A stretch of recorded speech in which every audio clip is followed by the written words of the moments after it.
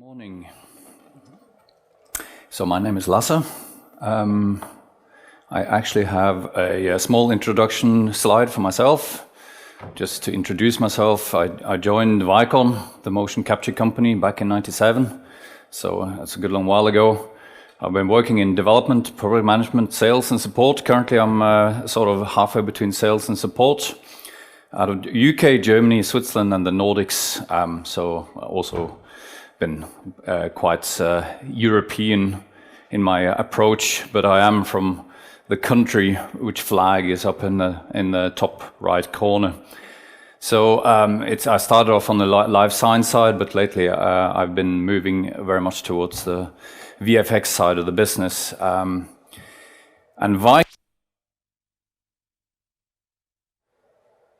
all good? Yeah, okay, sorry. Vicon is a company that many of you may have heard of, or maybe you've used the equipment that we manufacture. This is a lovely photo of the city in which Vicon is based. I don't know if you've ever been there. If you haven't, then I thoroughly recommend going there for a visit, because it's Oxford, the UK, in the United Kingdom, the city of the dreaming spires. So Vicon is based there, founded in 1984. I don't know if any of you have ever seen the original use case for Vicon, which was gate analysis. So it's essentially a technology that developed from the concept of analyzing how especially kids with cerebral palsy walk in order to improve, in order to objectively measure and thus be able to diagnose their impediment, or in order to surgically improve their lives, as it were. So that was the original use case, but it quickly became clear that animation and computer graphics was a big potential market, and so in the late 90s, Vicon moved into this market, and the Titanic film from '97 is one of the very first ones that a Vicon system was used heavily for. I'm sure some of you have seen this film, but virtual production then became a big thing from sort of the mid 2010s onwards, and which of course is the main topic of this presentation. Right. Just to give you a little flavor of Vicon, I shall show you a bit more interesting stuff than the current slide. It's the show reel. I thought the show reel would start. Let me see. Do I have to click on it? All right, the show reel does not start. Interesting.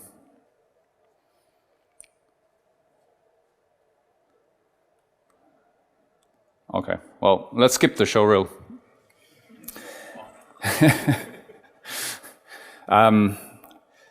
So the outline of what I'll talk about is first, what is, I'm going to introduce motion capture and the animation side, and then we'll talk a bit about this in the virtual production context, and then I'll try to wrap up by kind of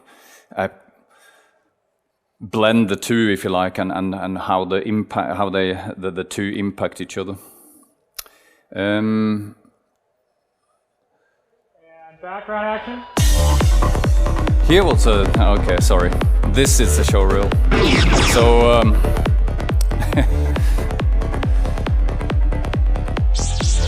yeah, this just shows you some of the coolest projects that Vicon's been working on in the last 3, 4, 5 years, and a few of the animation. These are animations typically for games and or movies, but you also saw early on some virtual production set from the Mandalorian. We also have been involved with creating, photorealistic type animations for face, hands, fingers, full body animations, all of that kind of good stuff. So I shan't necessarily let this play for too long, because you get the flavor of the kind of stuff that we've been doing. So let's stop it there.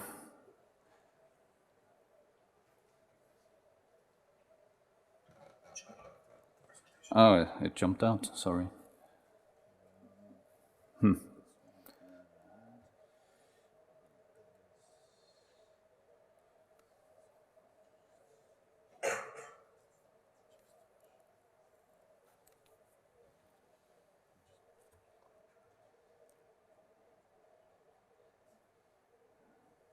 All right. Couple of small technical issues. Never mind. So the question is, what is motion capture? What is motion capture? Well, the guy I asked said very simply, the art and science of capturing motion. So of course we're very much involved in the science, and our users are very much involved in the art, and the more we can take care of the science, I guess the more the users can focus on the art, which is a good thing. So what we focus on are essentially two things. We focus on the input, the data collection methods and sources, and the output, obviously. So here this is actually taken in our little demo room. Two guys having a sword fight. So a typical motion capture scene. These guys, as I said, having a sword fight. So we've attached a whole bunch of markers to their body. The markers are captured, or their locations in 3 dimensions are captured by these cameras that hang around, all around the volume. And we use our proprietary software to then calculate all these results in 3 dimensions. So, and essentially, what? Am I completely pressing the wrong button here? Ah, sorry. It's too advanced, this technology for... You're pressing escape. Yeah, sorry. Okay. Where was I? Yeah. So the software is then able to map, let's say, these 50 or 80 markers or whatever is attached, that are attached to the characters that we capture onto a skeleton, which is then used in games engines or whatever to animate the characters. I'm sure many of you are familiar with this. So this is what it basically looks like in the software, and of course in the background here we see the software having a skin character showing the animation and how it is done in real time. This is from some I think GDC in 2022 or something. So what does the actual pipeline look like here? Well, we do the full body motion capture. We can also add objects and props like the swords, whatever they use in order to make the sword fight possible, for example. Then you have this tricky aspect called retargeting, which I'll go into in a little bit more detail in a second. And then, of course, it all ends up in the games engines at the end in order to be put into a film or a game or a virtual production or whatever. So here is a little game engine demo that we did. 2 characters, which we are driving with real actors. And we can also see here that we can track, like, for example, a camera in order to create a virtual, or you track a real camera or a virtual camera in order to get a track.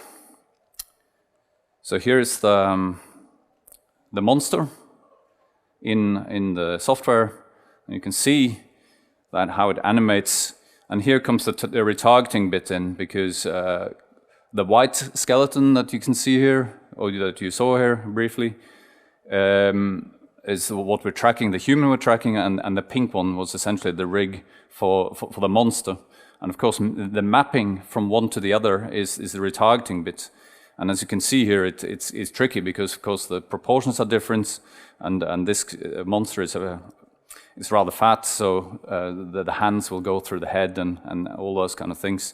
Makes an animator's or a motion capture specialist's life a little bit more interesting, for sure. So on the stage, it might look like this. This is a little, just something that we actually did for demo purposes in our own studio. So it's not particularly, let's say, professional. It was done to show what's possible with motion capture more than what's possible in general. And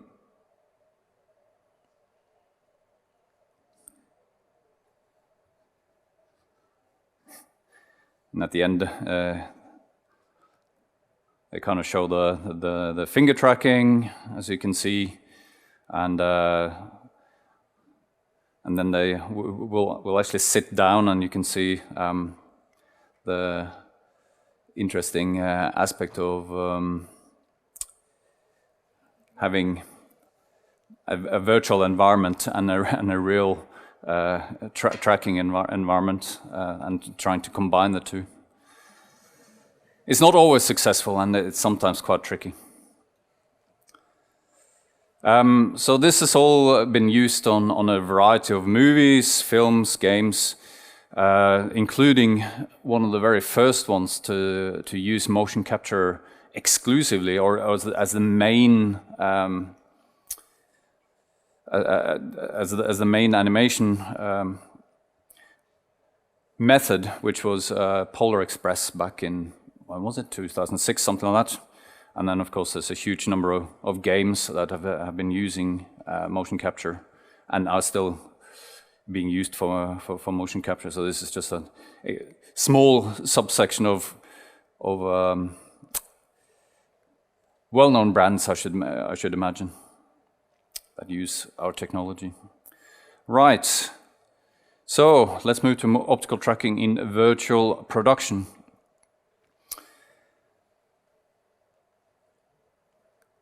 How does it work? A lot of you will obviously have experience with this. I think all presentations should have a really crappy illustration that you've just stolen from the internet, and this came from some paper. So the idea here is, of course, that we need to track the camera that's moving around in a virtual production scene, and this is to illustrate there are essentially two ways of doing this in the optical way. You have mechanical or other methods for doing it, but you could have the cameras looking from the outside in, and the sensors attached to the camera. In this case, it's actually on the head, but you see what I mean. Or you could have the camera looking from the inside out. So that's outside-in tracking, and you have inside-out tracking, essentially. Vicon is an outside-in system, so I shan't be spending much time on the inside-out. So this is actually an example of a virtual production set that was relatively, it's about 6-7 years ago when we kind of starting to move into this application. You can see a couple of the cameras, the Vicon cameras, and you can see this is a green screen shoot where we have the green screen in the background, the camera tracking the broadcast camera, as you can see, and bunch of practical elements around, like lighting. But in the end, you get the final real-time composite, as you would expect. So at the time, I guess the groundbreaking thing was to have all this in real time and all the stuff integrated nicely. This takes it one step further by introducing a green screen character that is now part of the composite. As you can see, the green guy with the markers has been in real time mapped onto a skeleton which shakes hands with the real person. So that's taking the whole aspect of virtual production one step further, using the motion capture in a nice real-time fashion. So why would you do outside in rather than inside out? This is a bit of, from our point of view. First of all, you only need to attach a bunch of markers. You don't need to attach a bunch of tech to the actual camera being tracked. But you can also combine it, as you saw in the last slide, with regular motion capture. You can track multiple cameras, props, and actors relatively straightforward. You just add a bunch of markers, and you can essentially use the same technology for everything. There is high accuracy and low jitter, which is evident from the many stages that are using this technology. And we also have an absolute coordinate reference, which you can establish in wherever you like in the volume. Every good presentation, like the last one as well, will have a Venn diagram. So this is mine. So this is illustrating very nicely where virtual production sits. It's almost exactly the same as you just did. I think you have the real actors, you have the real elements to the set, you have the digital stuff, and of course virtual production sits there lovely in the middle. And the Vicon motion capture tracking is a small part of that. So motion capture is kind of at the heart of where reality meets digital.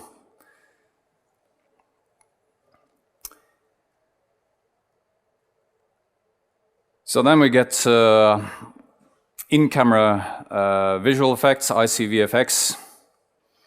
And this is, of course, when motion capture and all this technology starts to come together very nicely presented by the last presenter. You may recognize this screenshot.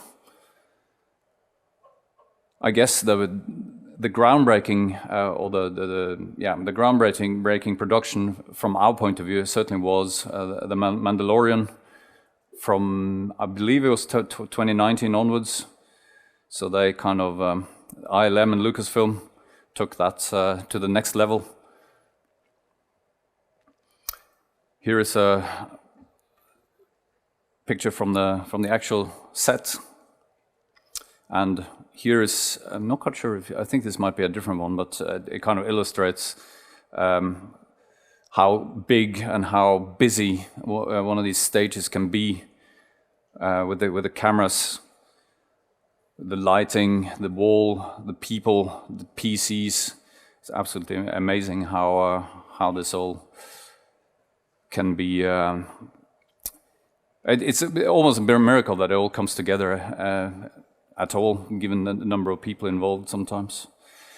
So drilling down into the actual set experience, if you like, what you can see here is, of course, that the actor is being filmed, sitting on top of whatever he's sitting on top of, but it's clearly an action scene with some water, rain, simulated rain, spraying down on the actor.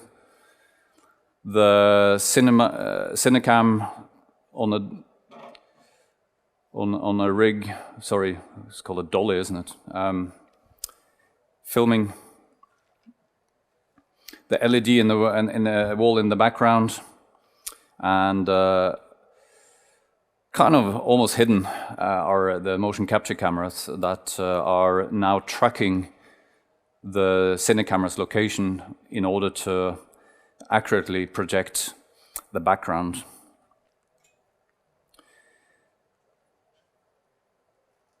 So then it kind of all comes together, and it brings up the question, how does virtual production affect motion capture? I've grown up with a Vicon system pretty much, since '97, and seen the entire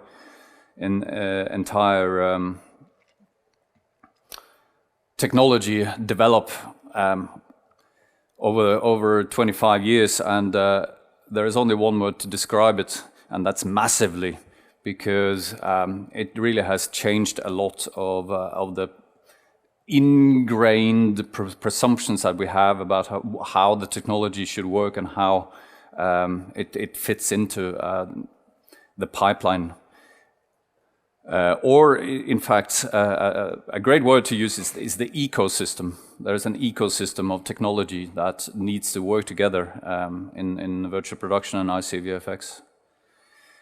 So here's a little illustration of that. We used to few obstacles or no obstacles on these stages that or in fact in labs or in studios.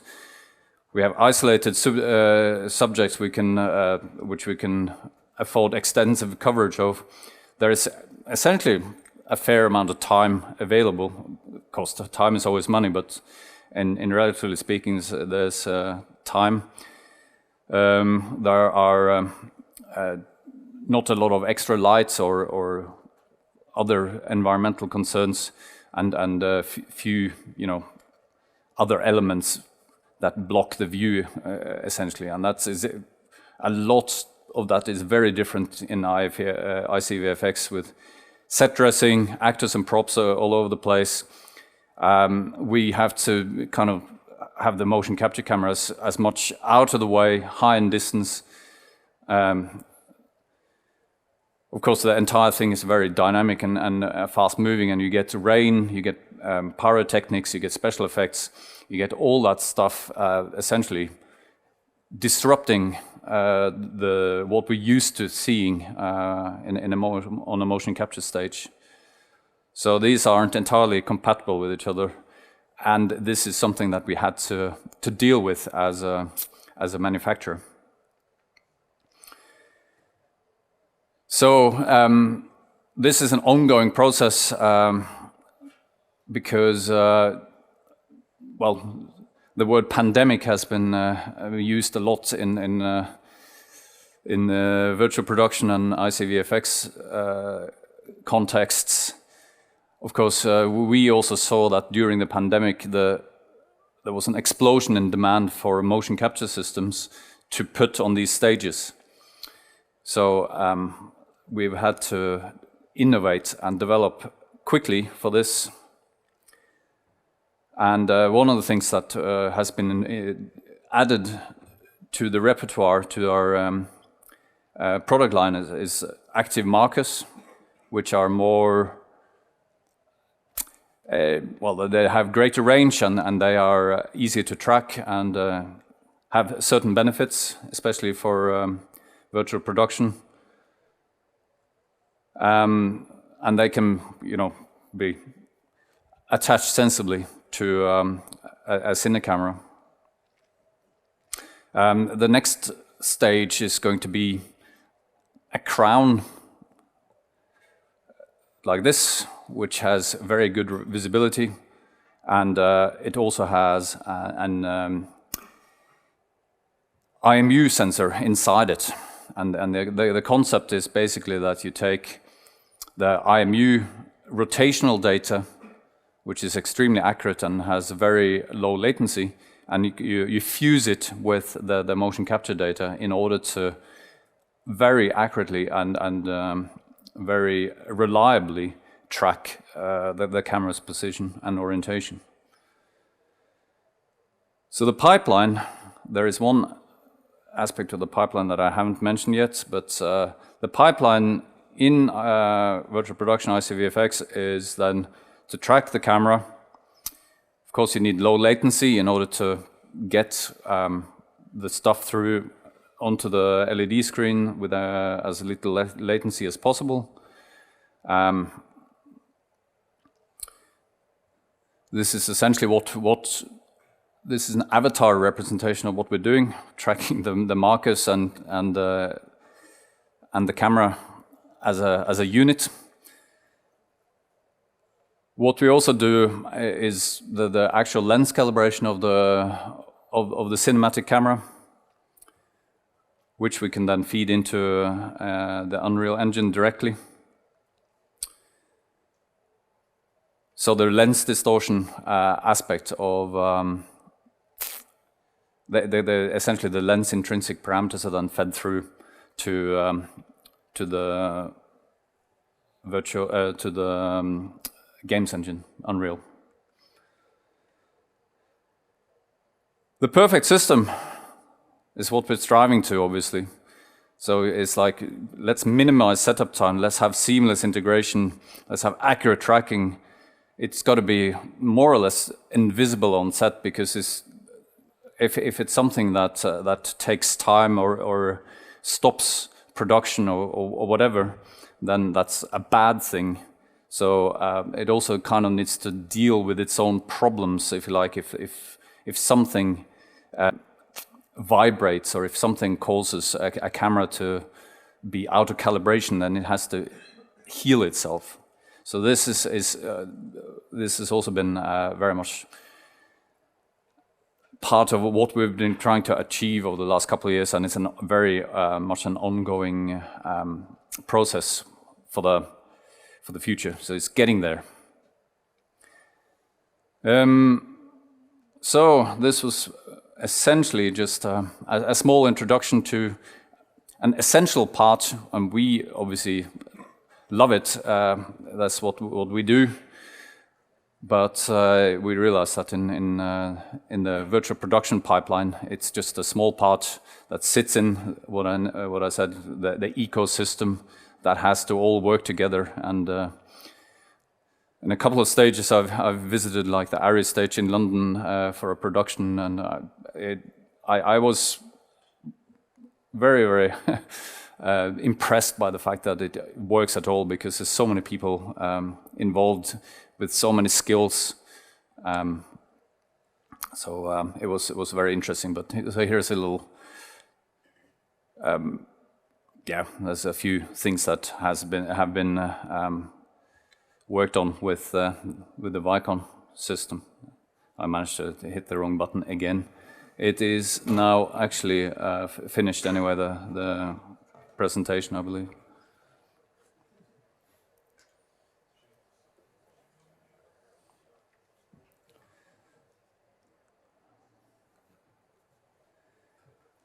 Yeah, so just in conclusion, optical mocap is in virtual production. I missed the word there. Is an accurate and flexible solution for tracking the cine camera, as well as for animating actors and props. This is essentially what I've been saying. It's, as I said, a small part in a big ecosystem. This is our YouTube channel, in case you have a wish to look at tutorials or other material. And now I'm very happy to take questions.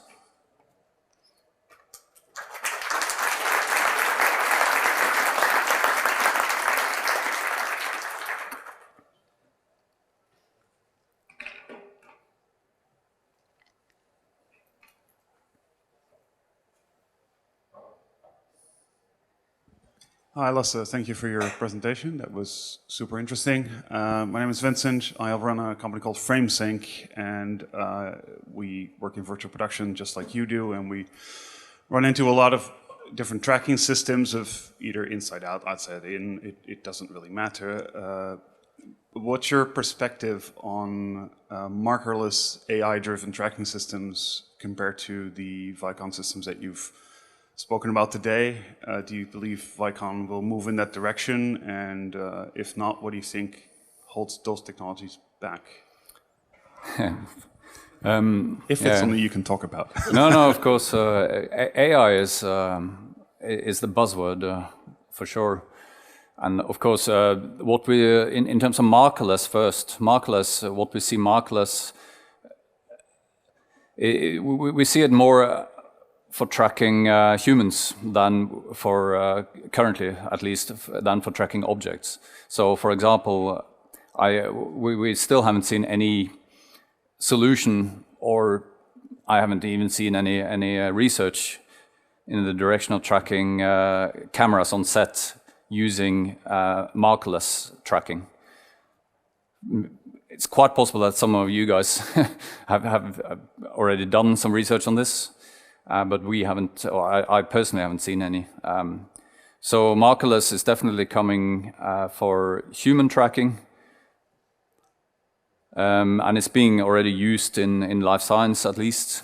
For animation, we see this Move AI coming in, which I suspect will initially certainly affect the lower end of the market. Now, Vicon sits nicely at the top end of the market, if you like, for animation.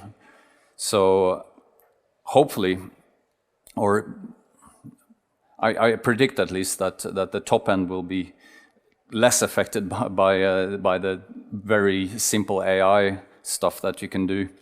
But who knows what the future will bring. For virtual production and camera tracking, yeah,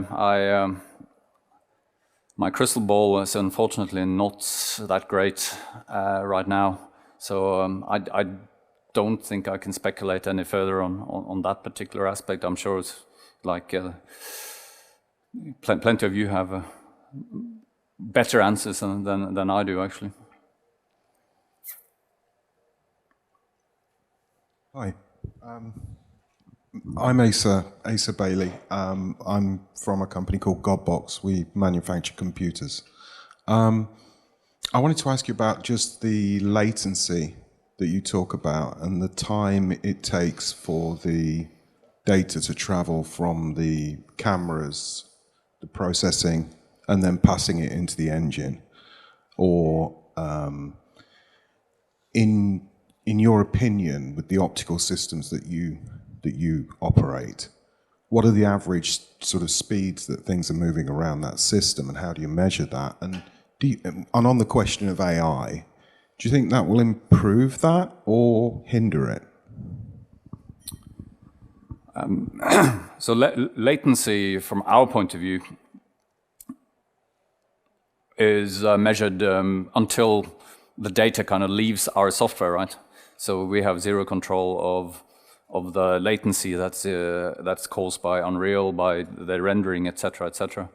So what we've been focusing on for a variety of reasons, but our tracking system is also used for like drone tracking and stuff like that.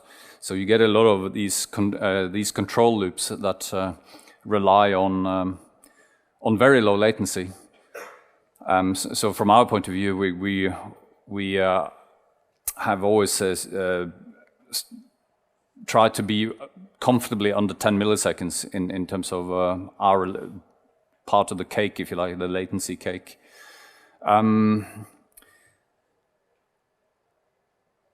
Yeah, so depending on your actual update frequency, we can also get well below that. Now, how AI will affect that? Who knows? Maybe AI can be used to enhance forward prediction or something like that in order to essentially compensate for the latency. Because I mean, that's the only thing I can think of right off the top of my head, to be honest. We did implement a forward prediction model for our tracking a few years ago in order to improve the headset tracking in virtual reality. But yeah, apart from that, I can't really think of anything. Sorry.